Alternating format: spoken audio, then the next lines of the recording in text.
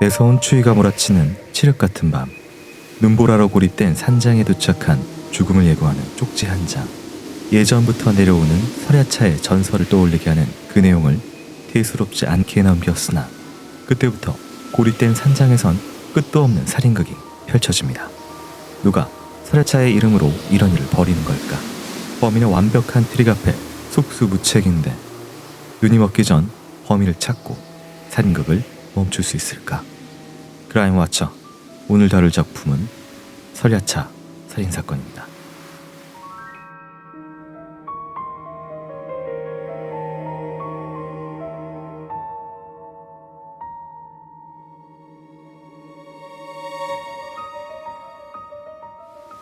일본 북단의 홋카이도 다이세치산 근처에 위치한 마을 세고오리. 한겨울엔 눈보라 때문에 고립되는 곳입니다. 김전일은 드라마 촬영 스텝 아르바이트를 위해 세고오리에 있는 산장에 머물게 됩니다. 4명의 남녀 배우들과 소수의 촬영 스태프만 있는 상황. 그러던 중 산장 거실에서 쪽지를 발견합니다.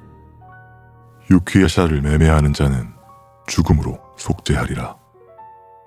마을에 떠도는 유키야샤, 즉 설야차의 저주를 알고 있는 배우들은 누군가 죽는 것 아니냐며 두려움에 떠는데, 하지만 눈보라 때문에 도로가 폐쇄되고 헬기도 뜨지 못해 떠날 수는 없는 상황.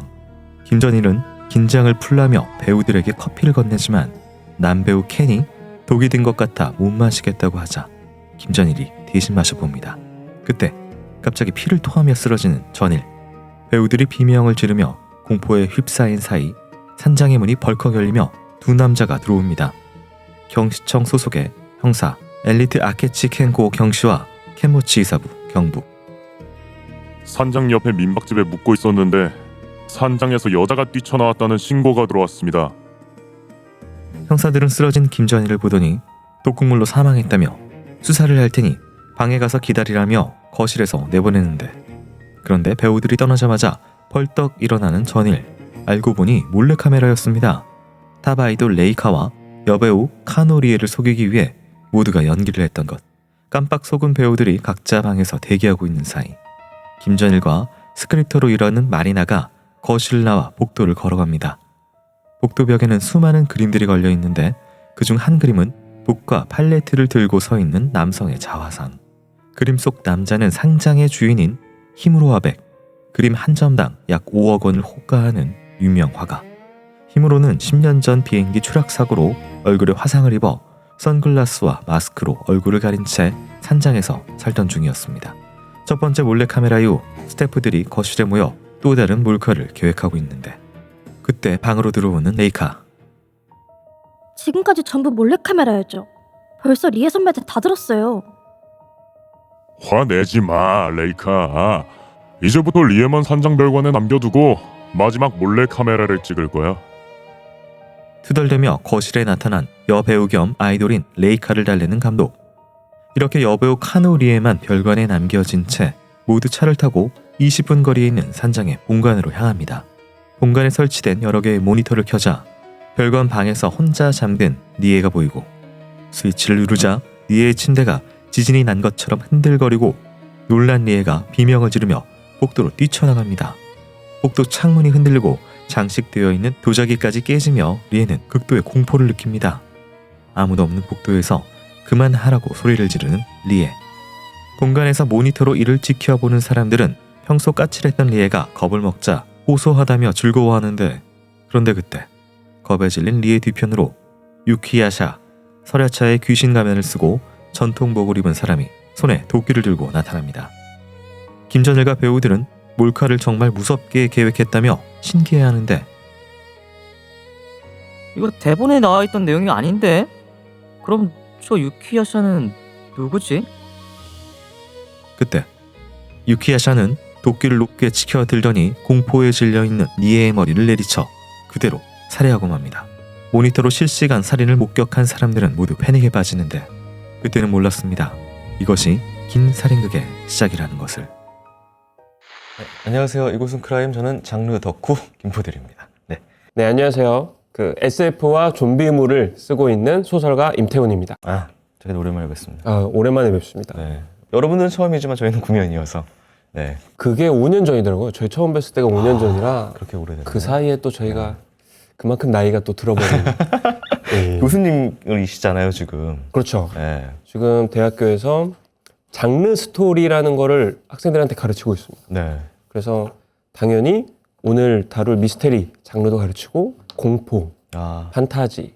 이제 제 주전공인 SF를 써온 학생들이 있으면 이제 가산점. 박살 나는 거죠. 더 꼼꼼하게. 아, 내 학생들 만족도는 좋습니다. 그러니까 파인다이닝을 하는 흑 요리사를 보는 안성재 셰프의 마음으로. 내가 중식이 전공인데, 짜장면 갖고 왔어? 오케이. 이런 느낌이죠. 알겠습니다. 자, 어쨌든 우리 임태훈 작가님과 함께 이렇게 계절에 어울리는 그 작품이 뭐가 있을까 하다가 제가 또 이제 덕후로서, 그리고 또 김전일 덕후로서 겨울, 산장, 미스터리, 살인. 네, 딱 이 작품이 떠오르더라고요. 유키야사 전설의 살인 사건. 네. 그래서 정식판에서는 유키야사 전설이라고 네. 돼 있는데, 네. 저희가 IQ 점프에서 보던 그쵸. 때의 에피소드는 설야차로 기억을 합니다. 네, 설야차죠, 사실. 네. 풀어서 얘기한. 이진칸촌 살인 사건도 유명하잖아요. 네. 그것도 저희 어렸을 때는 육각촌 살인 사건이라고 했죠. 저희 때는 그거죠. 네. 네. 그게 더 맛있어요, 또 약간 네. 또. 네. 그래서 설야차 하면 직관적이거든요. 네, 맞아요. 네. 그래서 이 밀실이 된 공간에서 설야차가 사람을 죽이고 다니는 그런 스토리를 오늘 좀 풀어볼 건데, 김전일 시리즈를 많이 보시는 분들은 김전일 관상학이라는 것을 좀 알게 됩니다. 이제 보기만 해도 얘는 좀 죽을 것 같은데, 얘는 좀 범인일 것 같은 데가 좀 나오는데, 어떠셨어요? 또 보고? 이게 네. 저도 김전일 시리즈로 어떤 추리물을 처음 배운 거죠. 네. 저의 첫사랑 같은 존재기도 한데 그래서 훈련되게 됩니다. 네. 어떤 식으로 훈련되냐면 누가 봐도 수상해. 음침해 보여. 네네네. 말수도 적어. 네. 그리고 뭔가 과거에 비밀도 있어 보여. 그럼 당연히 저 녀석인가? 진범인가? 근데 김전일 시리즈를 여러 번 거듭하다 보면 아니야, 이거 페이크다.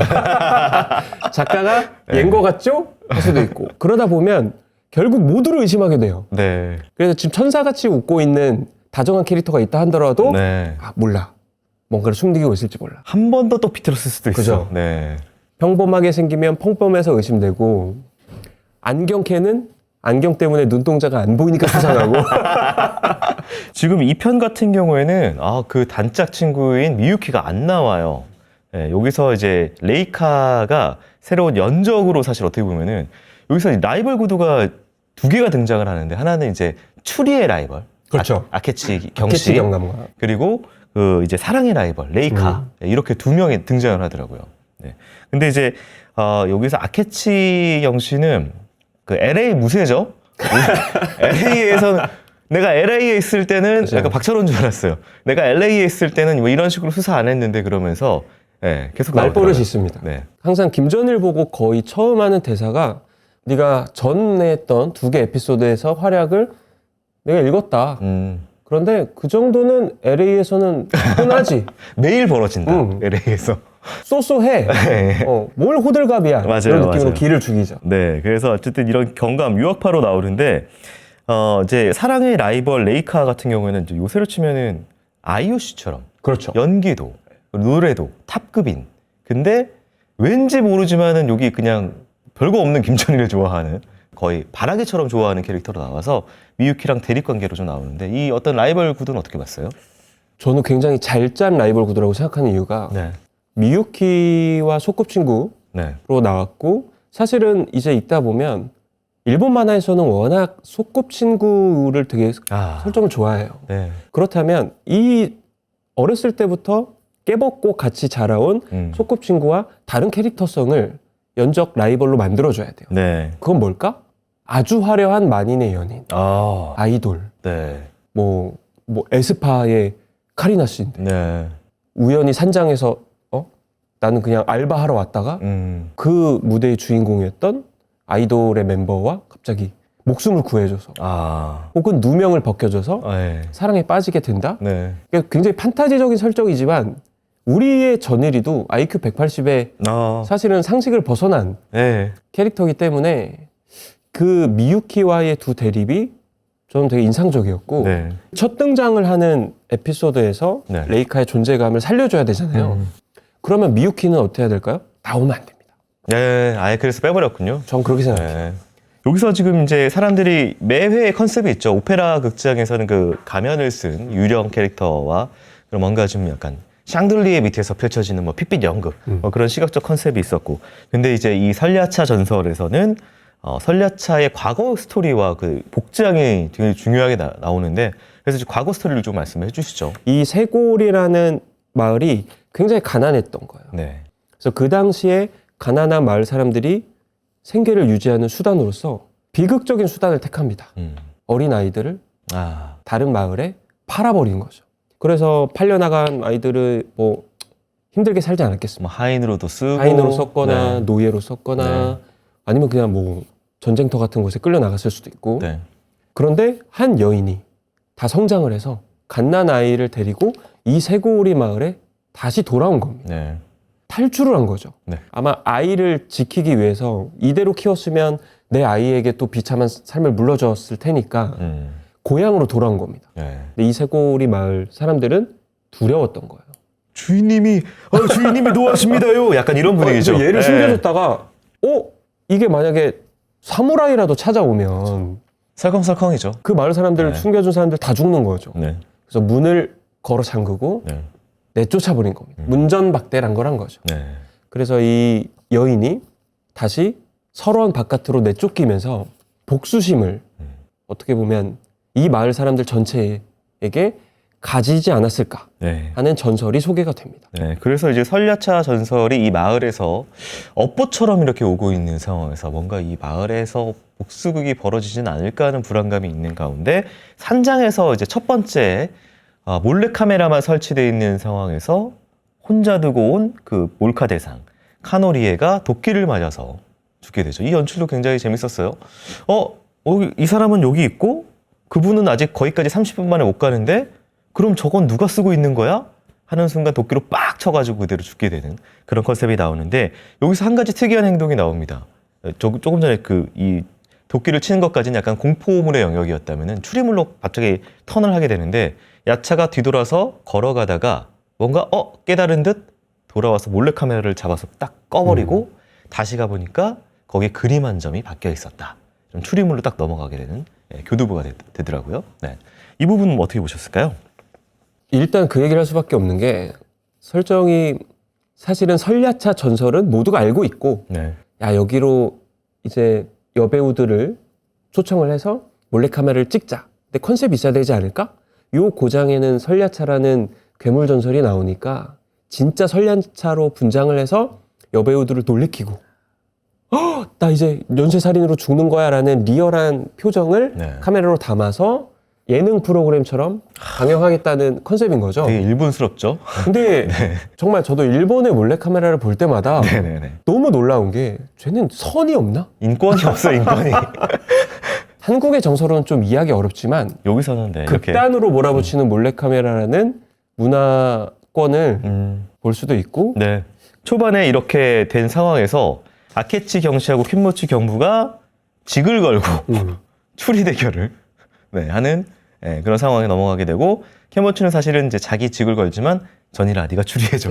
저놈의 콧대를 낮춰줘. 이렇게. 포켓몬인 거죠. 네. 그래서 자기 능력은 안 되니까 네. 가라. 저 이 부분이 왜 재밌었냐면, 이 켄무치 형사는 앞서 2개의 에피소드에서 계속 나옵니다. 네. 근데 처음에는 김전일을 싫어해요. 맞아요. 왜냐면 그냥 전통적인 마치 살인의 추억의 송강호 형사처럼 그냥 직감과 경험과 발로 뛴다. 짬바로 네. 때려 맞추는 일선의 형사이기 때문에 네네. 그냥 자기가 명탐정인 것처럼 까부는 김전일이 마음에 들 수가 없습니다. 그렇죠. 그러다 3화 만에 얄미운 캐릭터를 호감캐로 전환시키는 작가들만의 테크닉이 있습니다. 네. 더 얄미운 캐릭터를 등장시키는 거예요. 그게 바로 여기에 네. 아케치. 네. 아케치가 너무 더 재수가 없으니까 네. 이 김전일과 이 켄모치 경감의 사이가 별로 안 좋은데 네. 갑자기 연합팀, 어벤져스 우리 이번만 한 팀을 하자. 그렇죠, 그렇죠. 그래서 이 김전일이라는 시리즈가 그냥 단순히 살인사건과 트릭만으로 진행되는 게 아니라 단골로 등장하는 캐릭터들 간의 관계를 설정을 해줬다. 계속 네. 보는 재미도 있죠. 네, 자, 하여튼 이렇게 둘 사이에서 추리 대결이 벌어지고 있는 사이에 살인 사건은 계속 진행이 되는데요. 이유 이야기 한번 살펴보도록 할게요. 김전일을 포함해 나머지 사람들은 한 대밖에 없는 차량을 타고 본관에서 별관으로 향하는데 별관 복도에는 머리에서 다량의 피를 흘리고 죽어있는 리에가 누워있고 아케치 형사가 현재 인원을 체크하자 두 사람이 안 보입니다. 피해자 리에를 별관에 혼자 두고 출발할 때부터 안 보이던 촬영 감독 히루타 마사시 그리고 아이돌 레이카. 레이카는 기분이 안 좋다며 본관에 혼자 남아 있었습니다. 감독은 행방이 묘연한 촬영 감독이 리에를 살해했을 거라 말합니다. 그 녀석한텐 리에를 죽일 만한 동기가 있었어요. 리에가 유명 배우가 되기 전에 리포터일 때 촬영 감독이랑 크게 싸운 적이 있었죠. 이에 액션 배우 다이몬이 반박합니다. 동기만 따지면 여기 있는 사람들 전부 다 마찬가지지. 켄도 리에를 짝사랑하고 있지 않았나? 촬영 감독을 포함 네 남녀 배우들은 모두 리에와 조금씩 트러블이 있었는데 남배우 켄은 리에를 짝사랑했고 액션 배우 다이몬은 리에와 사귀다 차인 상황. 게다가 아이돌 레이카는 리에가 살해당하기 전 신경전을 벌이며 다툰 사이. 김전일도 범인을 추리해보는데 범행 시간은 새벽 5시경. 이때 사라진 촬영 감독을 제외하고 모든 사람이 본관에 있었지만 힘으로 화백은 피곤하다며 자신의 방에 들어가 30분 동안 자리를 비웠습니다. 하지만 차가 한 대밖에 없어 차를 타지 않으면 걸어서 1시간 이상 걸리는 거리를 살인까지 하고 30분 만에 본관으로 다시 돌아올 순 없었는데 그렇다면 그 시간에 차량을 이용한 사람이 범인일 가능성이 높은 상황. 몰래카메라를 시작하기 전 감독은 스크립터인 마리나에게 차를 타고 별관으로 향하라고 지시했는데 겁에 질린 리에에게 몰래카메라라는 것을 알리기 위해서였습니다. 하지만 차를 타고 이동했던 마리나 역시 범행은 힘든 상황. 마리나가 범행 시간 5분 전인 새벽 4시 55분쯤 별관으로 출발했으니까 범행 시간인 5시 정각에 별관에 도착했을 리가 없어. 역시 범인은 사라진 촬영 감독인가? 아케츠와 켄모치 형사 그리고 김전일은 산장 인근에서 살고 있는 할아버지를 모셔와 수상한 사람을 목격한 적은 없는지 물어보는데 하지만 촬영팀 빼고 외지인은 본 적이 없다고 말하는 할아버지.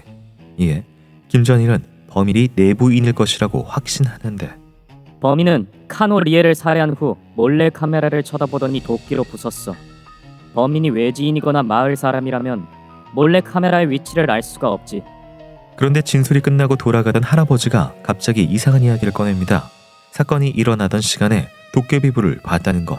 형사들은 할아버지의 말을 무시하지만 김전일은 도깨비불이 사건과 관련 있을 것이라고 생각하고 유키야샤 전설처럼 사건이 계속 일어날 거라면서 불길해합니다. 그때 현관 쪽에서 마리나의 비명소리가 들리는데 현관 옆에 있는 반쯤 망가진 눈사람 속에서 꽁꽁 얼어붙은 촬영 감독의 시신이 발견된 것. 이케치 형사는 시신의 상태를 보고 사망한 지 12시간은 됐을 거라고 추정하고 그런데 촬영 감독은 마른 풀 조각을 손에 꽉 쥐고 있었습니다. 이를 본 아케치는 미소를 지으며 정말 재밌게 됐다고 말합니다. 알리바이가 불확실했던 유일한 인물인 촬영 감독이 리에 씨보다 먼저 살해당했어요. 나머지는 모두 알리바이가 확실하고 이거야말로 완벽한 완전 범죄군. 이 사건은 진짜 완전 범죄인 걸까? 이렇게 피해자가 2명으로 늘어나며 눈 덮인 산장의 살인극은 연쇄 살인사건이 됐습니다. 네, 스노우맨. 네, 눈 안에서의 또 다른 시신이 발견이 되면서 사라졌던 찰감이 그 안에 들어있는 게 발견이 되면서 이제 연쇄 살인이 본격적으로 막을 오르게 됩니다. 그리고 여기서 이제 가장 중요한 이 시리즈의 가장 중요한 트릭이라는 테마가 두 개의 건물 사이를 어떻게 30분 걸리는 건물을 어떻게 이동하냐 이것에 대한 이야기가 펼쳐지게 됩니다. 사실 이 두 개의 건물은 네, 그냥 거리상으로 따지면 굉장히 가깝습니다. 하지만 그 사이에 절벽이 있고 강물이 흐르고 있고 네, 거리는 5m입니다. 그래서 이게 5m가 그냥 평지였다면 네, 좀 운동 좀 하는 사람이 전력 질주를 하고 뛰어넘을 수도 있지 않나? 라는 생각을 해요. 네. 그래서 요 용의자들 중에 이제 다이몬이라는 캐릭터가 액션 배우죠. 액션 배우고 네. 한때 멀리뛰기 선수였다라는 설정 때문에 의심받기도 하죠. 다이몬 너 혹시? 그때 이제 김전일이 근데 평범한 사람이 이 절벽에 발 한번 잘못 내디르면 바로 죽을 수 있고 네, 또 미끄러운 눈이 쌓여있는 상황에서 5m는 불가능하다 네, 라는 식으로 설명을 해주면서 네, 자연스럽게 이제 독자들이 아니 그럼 도대체 어떤 식으로 범인은 네, 자동차로 20분 걸리는 거리. 하지만 5분 만에 범인이 거기에서 자취를 감춰버렸어. 어떤 트릭이 있었기에 이 살인이 가능했을까? 그리고 초반에 앵커링을 무진장해요. 대사가 되게 많이 나오는 대사가 아니 저기는 30분이 걸리는 곳인데 이 30분이라는 단어 먼 곳인데 그죠. 어떻게 저길 갔지? 이걸 계속 앵커링을 계속 박아놔요. 그러다 보니까 우리도 이거를 이게 도로 어떻게 가야 되지? 이렇게 되는 거죠. 네. 또 첫 살인에서부터 네. 이들이 떨어져 있는 곳에서 네. 실제 카노리에를 골려주기 위해서 네. 촬영이 진행되는 걸 지켜보고 있지 않습니까? 네. 그러면 카메라 뒤에 있었던 지켜보던 모든 이들에게 알리바이가 생기는 거죠. 네. 아니 지금 범인이 저기서 죽이고 있는데 여기 되게 많은 사람들이 지켜보고 있었어. 일단 우리는 아니야. 우리는 다 같이 서로를 감시하고 있었잖아. 네. 그렇다면 이 자리에 없었던 누군가부터 의심하기 시작하는데 김전일 시리즈는 오케이. 의심이 이쪽으로 몰려왔다. 두 번째 희생자지롱. 이런 느낌으로 그쵸, 그쵸. 줄여나가는 거죠. 네, 그래서 맞아요. 결국에는 카메라 뒤에 있었던 우리가 다 같이 있었던 모두가 모두에게 알리바이가 돼주었던 사람들밖에 남지 않게 됩니다. 네. 그러면 김전일의 숙제는 뭐가 될까요? 이 알리바이를 깨트려야 되는 거죠. 네. 그리고 아케치가 한번 그 초반에 레이카를 범인으로 또 주목을 하잖아요. 거기서 유일하게 또 물건만 이동할 수 있는 어떤 트레일 같은 케이블카 같은 게 있는데 거기는 근데 문제가 30km 이상 적재하지 40km. 네. 그죠? 네, 써 있는 건 30km 이상 적재하지 마세요라고 써 있지만 실제로는 그 이상까지는 운반할 수가 있다. 근데 이제 실험을 직접 해보니까 38km도 왔다 갔다 하고 40kg이 넘어가는 순간 끊어졌는데 그죠. 여기서 40kg이 안 되는 사람이라면 탈 수 있지 않을까? 에이, 그런 사람이 어디 있어요? 있지? 아이돌. 네, 이렇게 되는 거죠. 네. 그러면서 이 김전일 시리즈를 30년이 흐른 지금의 감수성으로 다시 보았을 땐 네. 정말 성인지 감수성 어디다 보냈나 식의 장면이 충격적인 장면이 나옵니다. 레이카의 몸무게가 40kg가 안 된다는 게 그 카메라에 잡히는 게 한 번이 있는데 몰카죠. 몰카죠. 네. 이게 아무렇지도 않게 두 여배우들이 목욕하는 곳을 몰래 촬영해놨어. 같이 볼래? 탈의실을 촬영해놨어. 그죠? 네. 지금 시선으로 보면 철컹철컹. 이거 성범죄예요. 네. 성추행, 성희롱이에요. 네. 그러니까 일반인에게도 사실을 해서는 안 되는 범죄인데 이 둘은 스타잖아요. 그렇죠. 그러면 실제로 조금 범죄의 수준을 아슬아슬하게 넘지만 아무래도 30년 전이고 네. 또 소년 만화이다 보니 그게 그냥 짓궂은 남자들의 장난 맞아요. 같은 걸로 처리가 되죠. 그 단어가 굉장히 싫죠. 짓궂은. 네. 네. 그래서 어쨌든 거기 찍혀 있는 거 보면은 레이카가 30 몇 킬로그램인 게 나오기 때문에 레이카는 갈 수 있다. 뭐 이렇게 돼버리는 건데 가기만 김전일이 또 이제 또 여기서 레이카의 마음을 사로잡는 거는 그것은 사실 이제 전기가 필요한데 그죠. 사실 여기는 이제 발전기를 따로 돌리기 때문에 몇 시부터 몇 시는 전기가 안 돌아가서 경신님 그건 안 되네요. 죄송. 뭐 이렇게 돼서 김전일 너 정말 멋있어. 날 구해줬어. 뭐 이렇게 되는. 그래서 재밌는 부분은 이거를 아케치 경감이 등장하기 전에 독자에게도 알려줍니다. 네. 그래? 요 마을은 밤에는 전기가 나가? 아무렇지 않은 식으로 그냥 흘려 들었는데 네. 아케치 경감은 그 뒤에 등장했기 때문에 LA 드립 치면서 아케치 경감은 이걸 모르는 거죠. LA는 밤에도 전기가 들어오거든요. 하지만 네. 우리 명탐정 김전일은 네. 그걸 놓치지 않았기 때문에 네. 이런 식으로 아케치 경감에게 꼽을 줍니다. 네. 정보 부족이군요. 그러니까 손짓은 이러지 않았지만 꼭 이렇게 했을 듯하게. 네. 네. 뭐 그렇게 말을 하죠. 아케치 경감에 대한 얘기를 조금 하고 싶은데 네. 어렸을 때는 아케치 경감이 정말 재수가 없었습니다. 왜냐면 우리의 주인공 김전일을 자꾸 괴롭히고 네. 우위에 서려고 하고 고등학생이라고 하고 무시하고 네. 생각해보면 이 당시 아케치 경감이 나이가 몇 살이었는 줄 아세요? 28이에요. 28이에요. 아케치 경감도 사실 애송이에요. 그렇죠. 지금 제 입장에서 보면. 네. 그런데 김전일이 이제 고등학생이라는 이유로 프로의 영역에 나서지 마. 이런 느낌인 거죠. 네. 근데 어른이 되고 나서 다시 아케치 경감을 보니까 네. 그렇게 나쁜 캐릭터는 아니었던 것 같아요. 그러니까 정석대로 한 거죠. 일반인 고등학생이 수사에 참여 못하게. 네. 그래서 지금 다시 보면 아케치 경감이 김전일을 의식하고 있다는 게 느껴지더라고요. 어떻게 의식하냐? 네. 이게 김전일이라는 캐릭터의 설정이 긴다이치 코스케라는 일본 전통의 명탐정의 손자라는 설정이잖아요. 네. 사실 저희 세대 몰랐거든요. 뭐 긴다이치 코스케가 누구야? 근데 이게 마치 대한민국에서 제일 유명한 의적은 누구야? 홍길동 이런 것처럼 네. 일본에서 명탐정은 누구야? 긴다이치 코스케. 가상의 캐릭터긴 하지만 네. 그래서 이 긴다이치 코스케의 손자라는 설정이 좀 이해하고 보면 네. 아케치 경씨의 꿈도 명탐정이었을 수 있다. 그럼 누굴 보면서 명탐정의 꿈을 키웠을까? 긴다이치 코스케. 근데 그 긴다이치 코스케의 진짜 손자인 김전일이 고등학생 때부터 갑자기 활약을 하기 시작해. 네. 꼴보기 싫죠. 라이벌 의식을 느꼈을 거야. 네. 근데 자기는 혈육은 아니잖아요. 네. 하지만 혈육이라고 해서 명탐정의 지위를 잇는 건 불공평하지 않나요? 네.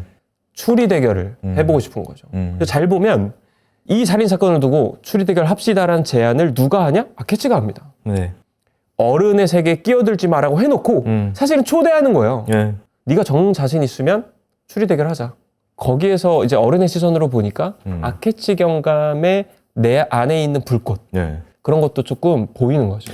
그리고 이제 저도 이제 어른의 입장에서 28살에 그 제안을 했던 아케치를 보게 되면은 아직 미성숙하다고 느껴진 게 김전일만 여기서 제정신이에요. 지금 이제 캔머치 경부하고 아케치 경사가 막 이거 가지고 지금 네가 잘리느니 내가 잘리느니 막 이러고 있는데 직을 걸었으니까 좀 사람 죽었는데 그런 얘기를 아직도 헛소리 하고 있냐고 얘기하는 게 유일하게 김전일입니다. 김전일이 거기서 꼬집죠. 오케이, 시합을 하자. 일종의 시합 같은 거죠. 더 먼저 범인의 정체를 밝혀내는 쪽이 이기는 거야. 그러니까 이건 마치 스포츠 같은 거죠. 그래서 사실은 읽는 독자들도 여기서 재밌어 합니다. 네. 야, 드디어 라이벌이 3화 만에 등장을 했어. 김전일이 이때 어떻게 이길까? 왜냐면 우리에게는 가상의 이야기니까. 네. 근데 김전일은 이 세계 속에 사는 진짜 살아있는 사람이고 사실은 불과 고등학생이에요. 네. 그래서 사람이 죽어나가는 현장에서 이걸 가지고 내기를 해? 나는 마음에 들지 않아. 네. 그래서 잘 보면 김전일은 대결에 동의한 적도 없습니다. 네. 캔모치가 네. 전일아 나 도와줘 하는 거지. 오케이, 받아들이겠습니다. 네. 싸워보시죠. 이걸 안 해요. 네. 그냥 내가 할 일만 하는 거죠. 범인을 잡겠다라는. 그래서 그 아케치 경감과의 이 구도가 네. 처음 등장하는 에피소드이면서 잘 빌드업된 구간이라 아케치 경감의 얘기를 한 번은 짚고 넘어가고 싶었어요. 네. 다음 내용을 좀 살펴볼 건데요. 여기서부터는 이제 스포일러가 들어갑니다. 물론 이게 30년 전 작품이기 때문에 뭐 이거 개의치 않으신 분들도 있겠지만 스포일러가 들어가고 그리고 이제 그 브리핑이 끝나면은 진짜 더더 스포일러가 들어갑니다. 이 방송을 보시고 김전일 설야차 에피소드 궁금한데 싶으면 여기서 스톱 하시고 보시고 오셔서 책을 구매하시거나 아니면 전자책으로 읽어보시고 돌아오시는 걸 추천드립니다. 자, 레이카의 누명을 벗겨준 김전일은 촬영 테이프를 돌려보면서 다른 단서를 찾기 위해서 노력을 하는데요. 그러던 중에 이제 할아버지가 말했던 도깨비 불이라는 존재가 나와요. 뭔가 불이 타고 있었다. 그것에 대해서 알게 됩니다. 복도를 찍은 촬영 테이프에는 놀랍게도 커다란 도깨비불이 찍혀 있었습니다. 복도 끝 창문 밖으로 보이는 도깨비불. 김전일은 할아버지를 찾아가 도깨비불을 봤다는 방향을 물어봤습니다. 대답을 듣고 지도를 꺼내는 전일. 할아버지가 도깨비불을 봤다는 방향과 복도 끝 창문의 위치를 선으로 그어 선이 교차하는 부분을 찾아냈는데 놀랍게도 그곳은 계곡의 폭이 약 5m 정도로 가장 좁아지는 곳입니다. 김전일은 범인이 이곳을 트릭에 이용했다고 보고 캔모치 형사 레이카와 함께 로프를 타고 계곡 밑으로 내려갑니다. 결국 강가 바위에 걸려있던 잘린 노프를 하나 발견합니다. 아케치 경씨는 범인의 속임수를 발견했다며 좋아하는데 범인은 계곡 양쪽 철책에 로프를 걸고 그 로프를 타고 건넜던 거야. 그럼 5분도 안 걸려서 별관에 도착할 수 있어. 그리고 로프를 잘라서 회수하면 돼. 하지만 전일은 범인이 노프를 사용한 것 같지만 도깨비불은 설명이 안 된다며 고민하고 로프의 이야기가 나오자 감독이 갑자기 불안한 모습을 보이며 방으로 들어가 버립니다. 설마 그놈이 돈을 혼자 독차지하려고 동지였던 리에와 촬영 감독을 죽인 건가? 그렇다면 다음에 살해당할 사람은 겁에 질린 감독이 떨고 있던 중 어느새 나타난 범인이 도끼로 머리를 찍어 살해하는데 이렇게 세 번째 피해자가 발생하고 진범을 알 수 없어 모두가 겁에 질린 사이 미유키가 산장으로 전화를 걸어 전일에게 중요한 정보를 말해줍니다. 10년 전 비행기 사고 때 히무로 하베가 생존자들을 구해낸 사람이 살해당한 리에와 촬영 감독 그리고 감독이었다는 것. 근처에서 다큐를 촬영하고 있던 이들은 비행기가 추락하자 그 잔해 안에서 사람들을 구해내 당시 영웅이 됐습니다. 이 사실을 알게 된 아케치 경씨는 자신이 예상한 범인이 진범인 게 확실해졌다며 좋아합니다. 아케치가 찾아낸 범인은 바로 산장 주인인 히무로 아베. 진짜 히무로는 비행기 사고로 사망했고 가짜가 히무로 행세를 하며 살인을 했다는 것. 히무로의 자화상을 보고 알았습니다. 이 그림은 거울에 거꾸로 비친 자신의 모습을 보고 그린 것이죠. 따라서 거울 속에서 붓을 잡고 있는 오른손은 사실 왼손이었던 거죠. 10년 전 비행기 사고와 관련이 있을 겁니다. 진짜 히무로는 왼손잡이였지만 현재 산장에서 히무로 행세를 하는 사람은 늘 오른손을 써왔던 것입니다. 아케치는 가짜 히무로가 폭이 좁은 계곡에 미리 연결해 놓은 로프를 타고 별관으로 가서 리에를 살해했다고 추리하는데 아케치의 추리를 들은 사람들은 살인자를 잡자며 히무로의 방으로 달려가고 잠겨있던 문을 강제로 부수자 안에는 가짜 히무로가 책상 앞에 앉아 오른손에 펜을 쥐고 죽어 있었습니다. 사건의 전말이 담긴 유서까지 발견되며 가짜 히무로가 극단적인 선택을 한 것으로 결론납니다. 유서에 담긴 전말은 무엇일까? 정말 진범은 가짜 히무로였을까? 사건은 아직 끝난 것이 아닙니다. 네. 히무로 하백이 역시나 가짜였고 그리고 나서 이제 그 사람이 내가 모든 것을 구구절절절절절 해놓고 더 이상 알아보려고 하지 마시오. 쿡 이렇게 끝났어요. 근데 자화상 트릭이 여기서 나오잖아요. 네. 자화상 트릭도 사실은 처음에 이제 제가 다시 이제 이 작품을 읽었을 때 아무것도 기억이 안 난 상태에서도 그 거울은 기억이 나더라고요. 그 트릭이. 이게 저도 설야차를 언제 봤냐 하면 거의 30년 전이거든요. 네. IQ 점프 연재 시절로 봤었기 때문에 그래서 저에게는 이 야차가 도끼를 들고 있는 모습이 너무 무서웠어요. 네. 그 한 이미지가 아직도 박혀 있어요. 그게 이제 PD님에게는 거울 트릭 네, 거울이죠. 이런 느낌인 거죠. 네. 좌우가 바뀌어 있었고 왼손잡이들이 쓰는 가위가 따로 있구나를 그때 처음 알았어요. 아 그렇죠. 그래서 더 인상적이었던 것 같아요. 가짜 힘으로도 사실은 왼손잡이와 오른손잡이 그것을 캐치해내는 김전일의 어떤 섬세한 관찰력 네. 이런 것들이 이 작품에선 되게 중요한 걸로 작용을 하는데 제가 재밌게 봤던 건 이 네. 가짜 히무로가 그러면 왜 가짜 행사를 하고 있었느냐라고 밝혀지면서 사실은 우연히 모인 줄 알았던 요 몰래카메라 프로그램의 스태프들이 네. 사실은 오래전 악랄한 범죄에 연루되어 있었다는 사실과 연결이 되죠. 자, 스포 얼럿 들어갑니다. 네. 저는 그 부분이 재밌었어요. 그래서 김전일 시리즈에서는 네. 그냥 죽는 사람들은 별로 없습니다. 그냥 희생자들도 저 사람들이 왜 저렇게 비참하게 복수당해야 될까라고 사연이 밝혀지는 것에 대한 기대감이 있거든요. 네. 설야차 에피소드에서는 그 사연도 잘 짜여져 있고 네. 슬프기도 해서 인상 깊죠. 네, 10년 전에 비행기 사고가 발생을 했고 여기서 이제 원래 그 친한 스태프들은 계속 10년, 20년 가기도 하거든요. 그래서 그때도 이 스태프들 구성, 촬영 감독, 리포터, 그다음에 이제 분장까지 해가지고 이렇게 구성이 돼가지고 뭐 다큐 같은 거를 어디서 찍고 있었는데 후 하더니 비행기가 꽝 떨어지고 뭐야? 혹시 저거 찍어서 돈 되는 거 아니야? 그리고 여기서부터 동기가 안 좋죠. 돈 되는 거 아니야 하고 갔는데 이미 뭐 다 완파돼 있고 근데 이제 그 리에라는 그때 당시에 리포터가 저분 인터뷰한 적 있는데 히무로 하백이야. 저분 그림이 엄청 비싸. 그래가지고 이제 아이디어를 떠올리게 되죠. 그래서 사실은 사고 현장을 찍어서 네. 돈 받고 방송국에 팔아야겠다는 것도 네. 나쁘지만 그냥 소시민적인 욕망이라고 생각해요. 네. 그런데 고가의 그림을 막 그려대는 화가가 네. 시체로 죽어 있고 그러면 저 사람은 어차피 은둔형 천재야. 네. 그래서 사람들과 만나서 인터뷰도 안 하고 실제 저 사람이 어떻게 생겼는지 어떤 습관이 있는지 목소리가 담겨있는 테이프라던가 이런 자료도 별로 없어. 마음 먹는다면 가짜 히무로를 만들어낼 수 있는 거죠. 네. 왜냐하면 그 안에는 분장사가 있었습니다. 네. 그래서 사실은 이 조합에서 거기서 이제 분장사가 있다는 건 이상한 조합이에요. 촬영 나가는데 작가가 보통 거의 붙거든요. 예, 촬영 감독, 작가가 이렇게 다니는데 왜 분장사야? 그랬더니 나는 화상 분장을 할 줄 알지. 화상. 내가 체격에 닮았어. 힘으로. 때마침 예. 있었던 거죠. 치트키처럼 들어가서 이제 힘으로 이치세이라는 캐릭터로 본인이 분장을 하게 되고 여기서 그렇다면 이제 이 살인은 여기서 힘으로가 자결했다라는 것 자체는 가짜. 여기까지는 이제 가짜인 거죠. 한 겹에 더 진실이 나와야 되는데 여기서 어쨌든 아케치 경씨는 힘으로까지는 이제 밝혔는데 김전일이 그거 아니야? 하나 더 있어. 네, 그러면서 이제 진짜 범인은 연출이 항상 이렇게 돼요. 이게 방이거든요. 얼굴이 다 보여요. 근데 이런 이상한 전등 같은 랜턴 같은 걸 들고 있어요. 그러더니 범인은 너야. 그러면 빛이 쫙 오면서 김전일이 나라고 생각했지? 뭐 이렇게 그 전에 대사를 해야 되죠. 네. 모두들 모여봐. 네, 그렇죠. 일단 한 자리에 모여야 됩니다. 소집시켜야죠. 왜냐면 김전일이 쇼를 해야 되거든요. 그렇죠. 교수님, 보험장터 분석 요청하면은 보험료 줄이고 보장 는다고 하잖아요. 근데 이거 아무리 생각해도 싸지는데 어떻게 혜택이 는다는 게 이게 가능한가 싶어가지고요. 그 비결은 바로 할인형 보험이지.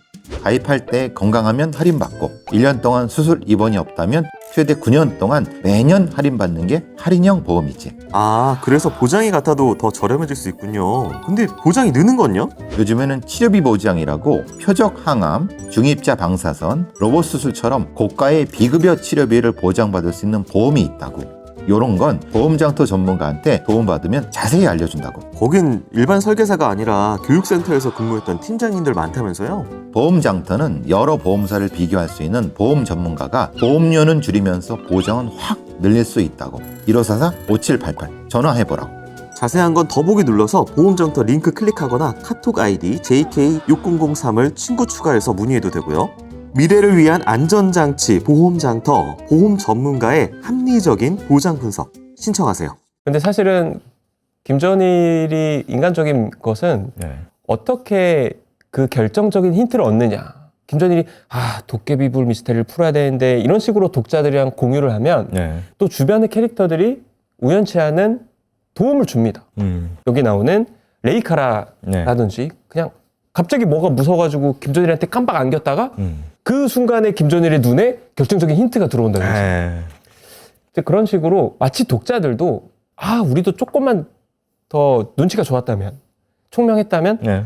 김전일처럼 범인을 맞출 수 있었을 텐데라는 느낌을 주죠. 네. 그런 연출이 되게 중요해요. 네. 그러니까 공정한, 그러니까 반다인의 법칙처럼 독자도 탐정이 봤던 걸 봐야 되고 똑같은 정보를 줘야 된다라는 그 정당한 그 게임 룰에 의해서 진행이 되는 그런 시리즈고요. 어쨌든 이 진짜 범인은 스크립터 역할로 마리나라는 사람이 나옵니다. 이 사람은 이제 과거에 아까 얘기한 그 현장에서 어머니와 둘이서 어쨌든 살아남은 상황인데 어머니는 이제 하체가 깔려 있고 못 나오고 얘는 어리기 때문에 이걸 붙잡고 어떻게든 엄마를 살리고 싶은데 마침 그 촬영팀이 들어와서 살려주세요라고 그죠. 했는데 어른이 3-4명 네. 있는 거죠. 분명히 살릴 수가 있거든요. 네. 근데 여기서 비켜봐! 왜냐하면 지금 그 범인들은 뭘 하고 있었느냐. 힘으로의 시체를 빨리 숨겨야 네. 대역으로 투입될 수가 있잖아요. 지금 우리 눈앞에는 50억, 더 나아가서 그림이 막 10점이야. 그리고 500억. 향후 벌어들일 수 있다는 것에 눈이 돌아서 실제 죽어가고 있는 사람, 네. 구조한다면 살릴 수도 있는 어떤 어머니를 네. 방치해버립니다. 그 눈을 똑똑히 보게 되죠. 네. 이 마리나는. 그래서 마리나가 자기 이야기를 밝힐 때 좀 충격적이면서도 네. 여러 겹으로 잘 짜인 테크닉이었던 것 같아요. 처음엔 설야차 전설을 보여줍니다. 네. 근데 이 스태프들은 10년 전 비행기 사고와 화백, 가짜 화백으로 연루가 돼 있었어. 야, 요런 비밀이었구나. 잠깐 비밀 하나가 더 있어. 그 현장에는 사실 살아있는 사람이 둘 있었던 거야. 그래서 3중 과거를 보여주면서 범인이 밝혀졌을 때 뭔가 무릎을 탁 치게 되는. 네. 그리고 이제 본인이 마리나가 이 작품 시작할 때 무슨 얘기를 하냐면은 여자들은 두 얼굴이 있어 라고 자기가 그 가면 뒤에 있는 실제의 얼굴에 대해서 이야기를 하거든요. 그 흡연 대결 장면이죠. 네. 그 두 여배우가 탁 면을 뿜으니까 아이돌 레이카가 저런 어떤 표독스러운 면이 있는 줄 김전일이 보면서 역시 여자는 믿으면 안 돼라고 했을 때 네. 갑자기 이제 어떤 천사 누나 같은 얼굴 하면서 호호호 전이라 여자에게는 두 가지 모습이 있단다. 둘 중에 뭐가 진실인지는 함부로 판단하면 안 돼. 그런데 이제 어른이 되고 다시 봤을 땐 네. 그 대사가 다시 보이더라고요. 그때부터 저는 말이나 진범이었던 것 같기도 하고 너무 수상한 거예요. 그 대사를 던지는 게. 근데 당연히 처음 읽을 땐 그게 두 여배우의 대결을 관람하는 관람평처럼 스클리기 때문에 잘 숨겨놨어요. 그죠? 그거를. 네. 그리고 이제 일본 속담에 이런 속담이 있습니다. 그 웃을 때는 보살인데 속마음은 야차다. 아, 일본은 그 다테마에라 혼내라고 하는 겉마음과 겉마음과 속마음. 네, 이런 게 한국인들은 있잖아요. 그게 뭐야? 네. 할 수 있는. 그들은 이제 숨겨야 되기 때문에 진짜 네. 마음을 혼내라고 하는 게 있는데 이 지금 여자의 두 얼굴 그리고 겉에는 보살 안에는 야차 그리고 혼내까지 해서 이 마리나라는 캐릭터와 쫙 붙는 그런 이야기가 있는데 전 여기서 그래서 야차라는 캐릭터가 사실은 이제 굉장히 상징적이잖아요. 그래서 이번에 야차에 대해서 한번 좀 보게 됐는데 이게 원래 이제 그 인도 쪽에서 야크샤라고 하는 원래 맞습니다. 신화 속의 존재가 있고 당시에 이제 브라만교가 또 득세를 하면서 전통 종교에 있는 신들이 새로운 뭐가 딱 세워지면은 좀 낮춰지잖아요.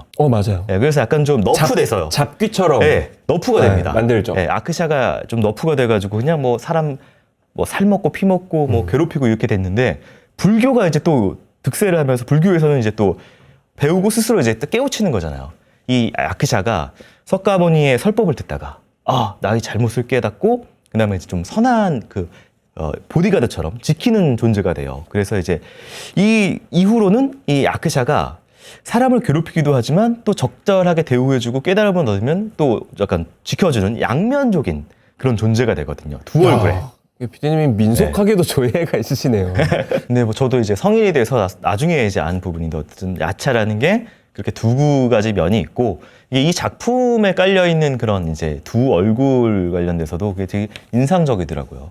저는 캐릭터들 중에 이 히비키라는 전설을 설명해주는 캐릭터가 이런 설야차 전설 얘기를 해주면서 그 갓난아기를 데리고 문전박대를 당한 뒤 눈보라 속으로 사라져야만 했던 전설 속에 그 여인 내 마음 속에 복수와 원망에 눈보라가 쳤을 것이다 라는 대사를 해요. 근데 저는 그 장면 연출이 되게 좋았어요. 그러니까 누가 야차를 만들었는가, 그 당시의 외면, 손을 내밀었으면 그 갓난아기와 엄마를 살릴 수 있었을 텐데 그 마을 사람들의 어떤 두려움, 욕심, 내가 살아야 된다라는 것 때문에 사람의 마음속에 한여름이어도 꺼지지 않는 눈보라를 만들었다.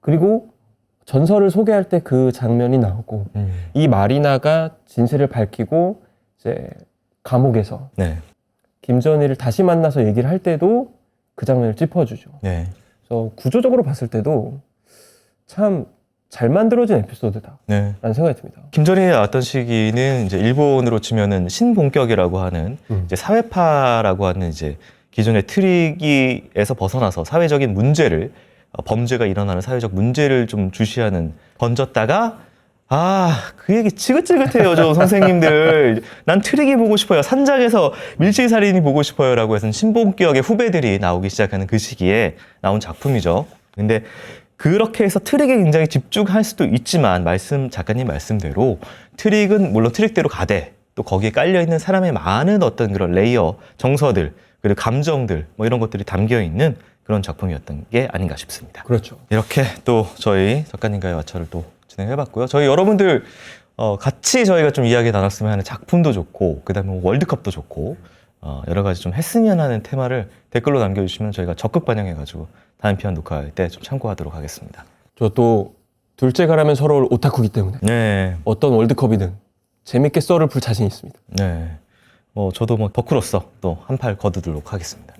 자, 작가님 오랜만에 반가웠고요. 저희는 또 다음 시간에 뵙는 걸로 하겠습니다. 작가님 수고하셨습니다. 네, 앞으로 또 잘 부탁드리고 다시 불러주신다면 맨발로 달려나오겠습니다. 네.